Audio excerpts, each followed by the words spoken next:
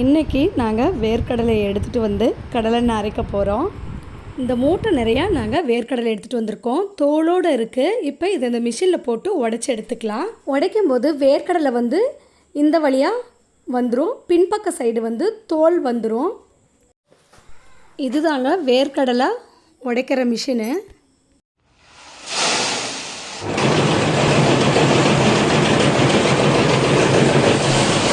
முன்னாடியெல்லாம் எவ்வளோ வேர்க்கடலையாக இருந்தாலும் கையில் தாங்க ஒவ்வொன்றா உரிச்சு எடுக்கணும். விதைக்காகட்டும், எண்ணெய்க்காகட்டும், இல்லை வீட்டில் நம்ம சாப்பிட்றதுக்கு வச்சுருக்கிறதுக்கு எதுவாக இருந்தாலுமே நம்ம கையில் தான் உரிச்சு எடுக்கணும். ஆனால் இப்போ இதுக்கு எல்லாத்துக்குமே மிஷின் வந்துருச்சு. ஆனால் கூலி வேலை செய்கிறவங்களுக்கு தாங்க வேலை ரொம்ப குறைஞ்சும் போச்சு. பாருங்கள், ஒரு மூட்டை கடலை போட்டோம், எவ்வளோ ஈஸியாக உடச்சி வெளியில் வருதுன்னு. இதுவே கையிலேயே இருந்தால் கொஞ்சம் லேட் ஆகும். இப்போ இந்த மிஷினில் பார்த்திங்கன்னா சின்ன சின்ன ஹோல்ஸ் தெரியுதில்ல, இந்த ஹோல்ஸ் வழியாக தான் வேர்க்கடலை போகும்.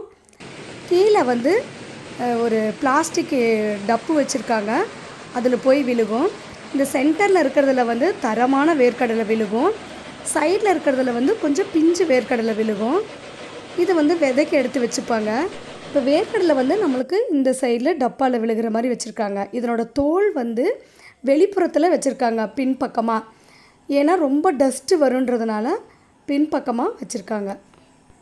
இப்போ இது நல்லா க்ளோஸ்அப்பில் காமிக்கிறேன் பாருங்கள், அது எப்படி போய் விழுகுன்னு. என்ன தான் இந்த மிஷின் வந்து நம்மளுக்கு உடச்சி கொடுத்தாலும் ஒரு சில தோல் வந்து இதிலே தாங்க இருக்குது. அதனால் இதெல்லாம் நாம் கையிலே உட்காந்து தாங்க க்ளீன் பண்ணி இந்த அளவுக்கு தாங்க மிஷின் வந்து நம்மளுக்கு உடச்சி கொடுத்துருக்கு. இதெல்லாம் இங்கேயே உட்காந்து க்ளீன் பண்ணிவிட்டு அதுக்கப்புறம் தான் நாம் எண்ணெய் அரைக்கணும். நாங்கள் ஒரு மூட்டை தான் கொண்டு வந்துருந்ததுனால இங்கேயே உட்காந்து க்ளீன் பண்ணியாச்சு எல்லாத்தையும். இதுவே ஒரு 2-3 மூட்டை கொண்டு வந்து உடைச்சிருந்தோம்னா இங்கே உட்காந்து அவ்வளோ நேரம் க்ளீன் பண்ண முடியாது. வீட்டுக்கு எடுத்துகிட்டு போயிட்டு கூட நம்ம க்ளீன் பண்ணிக்கலாம்.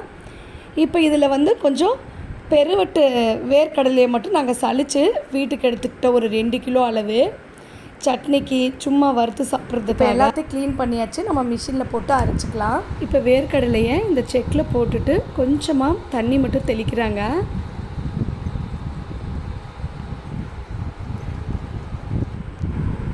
இப்போ பாருங்கள், வேர்க்கடலையை நம்ம அரைச்சாச்சு. இது வந்து வெறும் அந்த கடலையோட சக்கை, அதாவது புண்ணாக்குன்னு சொல்லுவாங்க இதைய, கடலை புண்ணாக்கு. அப்புறம் இந்த செக்கில் வந்து 1 கிலோ 2 கிலோலாம் போட்டு அரைக்க முடியாது. குறைஞ்சது 12-15 கிலோவாவது இருக்கணும். இப்போ நம்ம 15 கிலோ போட்டு அரைச்சோம்னா 7-7.5 லிட்டர் தாங்க எண்ணெய் வரும். பாதிக்கு பாதி தான் எண்ணெய் வரும், மீதி வந்து புண்ணாக்கு தான் வரும். நல்ல தரமான வேர்க்கடலையாக போட்டோம்னா ஒரு கிலோவுக்கு வந்து ஒரு 50 மில்லி சேர்ந்து வரும். கொஞ்சம் பிஞ்சு வேர்க்கடலையாக நம்ம போட்டு அரைச்சோம்னா ஒரு 500 ml கிட்ட தான் வரும். பாதிக்கு பாதி தான் நம்மளுக்கு எண்ணெய் வரும். இப்போ ஃபஸ்ட்டு ஒரு 15 கிலோ போட்டு அரைச்சிட்டோம். புண்ணாக்கெல்லாம் எடுத்ததுக்கப்புறம் திரும்ப ஒரு 15 கிலோ போட்டு அரைச்சிருக்கிறோம். இந்த மாதிரி அரைச்ச எண்ணெய் வந்து இங்கே ஒரு டின்னு வச்சுருக்காங்க, அதில் வந்து விழுகும்.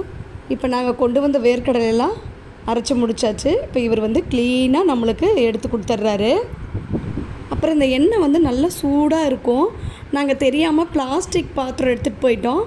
அவர் சொன்னார், இதிலெல்லாம் எடுத்துகிட்டு வந்தீங்கன்னா ரொம்ப எண்ணெய் சூடாக இருக்கும், இது ஆறுறதுக்கே ஒரு நாள் ஆகும், அதனால் வேறு ஏதாவது எடுத்துகிட்டு வாங்க, குடம் எடுத்துகிட்டு வாங்க, அப்போ தான் தழும்பாதுன்னாங்க.